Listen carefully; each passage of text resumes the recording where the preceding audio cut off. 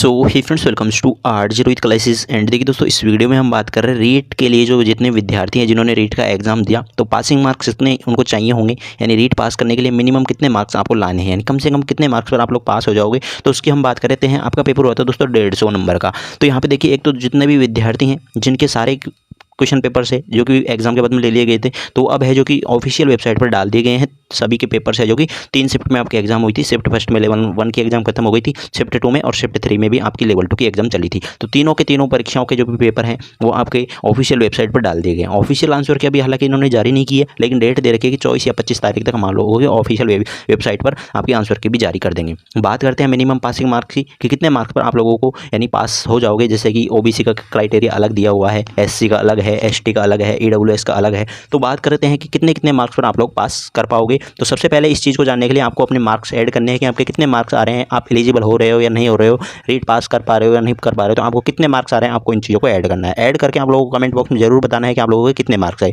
अभी हम आपको बता दें कि आपको कम से कम कितने मार्क्स की आवश्यकता पड़ने वाली है।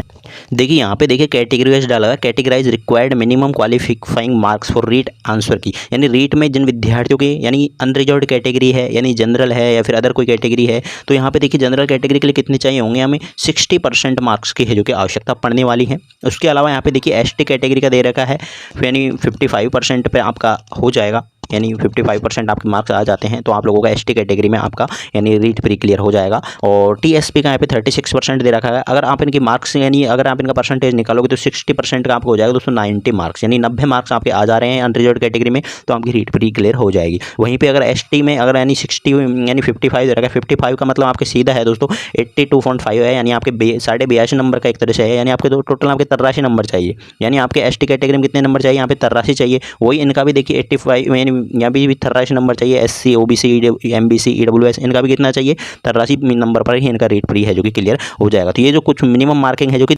नेक्स्ट आप यहाँ पे देखेंगे, तो ये तो हमने देख लिया। 60% का मतलब आपके दोस्तों 90 मार्क्स है कि 90 मार्क्स पर यूआर की हो जाएगी, अनरिजर्व्ड कैटेगरी वाली की हो जाएगी। और एसटी में 55 दे रखा है, मतलब इनकी 83 नंबर पर इनकी रीट प्री क्लियर हो जाएगी। वहाँ पे ही एससी, ओबीसी, एमबीसी और ईडब्ल्यूएस की भी 83 नंबर पर होगी। उसके अलावा ये जो टीएसपी के विद्यार्थी हैं एसटी कैटेगरी में, अगर आप लोग एसटी कैटेगरी के अंदर आप टीएसपी के विद्यार्थी हैं तो आप लोगों की 54 नंबर पर या 56 नंबर के आसपास इसके यहाँ पे 36 का बनने वाला है। तो आप डायरेक्ट इसको मल्टीप्लाई है जो कि कर पाएंगे। तो ये आपका है जो टीएसपी का है। उसके अलावा यहाँ पे देखिए 50% दे रखा है एक्स सर्विसमैन या फिर विडो का।